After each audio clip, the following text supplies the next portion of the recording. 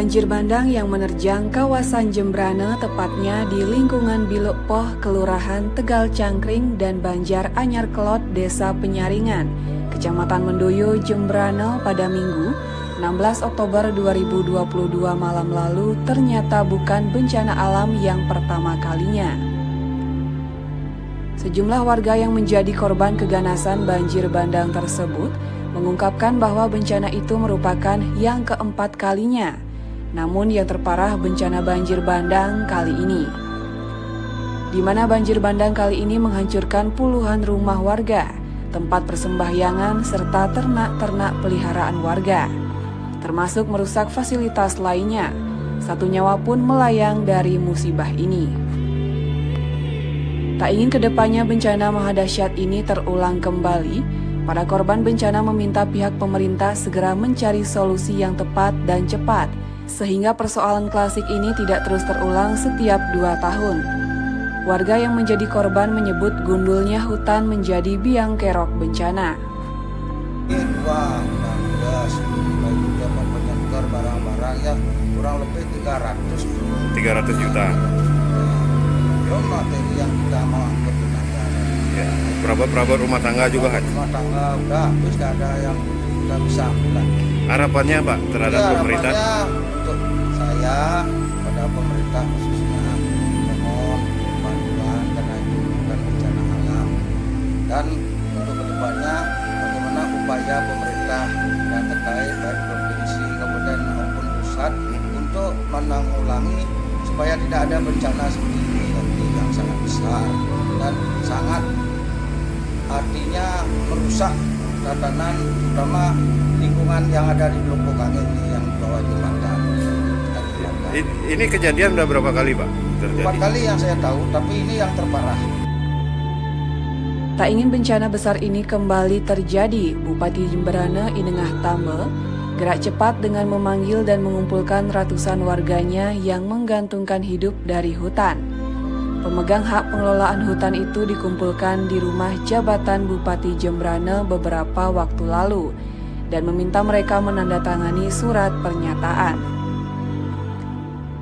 Ratusan warga pemegang hak pengelolaan hutan itu diminta menjadi jagawana. Mereka diberi tugas menjaga dan melindungi hutan dari pemalakan liar. Bahkan mereka pun dilarang keras menebang pohon yang tumbuh dalam hutan dengan dalih apapun. Jika hal tersebut dilanggar, Bupati Tambe tidak segan-segan membawanya ke ranah hukum. Kita tidak menjustifikasi mereka pelaku ya, tapi karena kita melihat kayu-kayu yang ada hanyut dan menutupi dari jembatan itu, masyarakat berasumsi bahwa mereka sebagai biang kerok atau pelakunya begitu. Hari ini kita kumpulkan mereka dan saya sebagai bupati meminta daripada satu tanggung jawab, nomor 2 juga rasa empati terhadap apa yang terjadi di hulu. Hanya satu yang bisa kita lakukan hari ini adalah bagaimana mereka membuat satu pernyataan kelompok-kelompok ini bahwa jika mereka ketahuan memotong atau membakar, meneres, memberikan racun kepada pohon itu, bahwa mereka akan kita proses secara hukum. Dan mereka sudah siap semua tanda tangan. Itu upaya yang bisa kita lakukan hari ini maksimalnya. Ya, di samping memang nanti ke depan kita terus akan upayakan bagaimana pembinaan yang harus kita lakukan. Ini harus dibedakan antara pengelola hutan desa dengan kelompok illegal logging. Ini harus dibedakan. Ya, makanya tadi juga di antara 4.930 KK yang ada memegang bagian daripada kelompok hutan desa ini, saya jadikan sebagai informan beliau.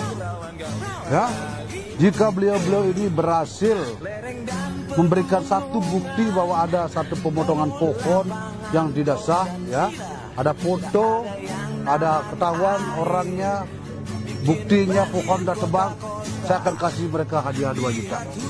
Begitu. Ini keseriusan kita. Ini pribadi saya. Justru dengan situasi begini, saya balik posisi mereka sekarang untuk menjadi jagawana. Begitu. 4.900 KK ini kita jadikan jagawana. Siap.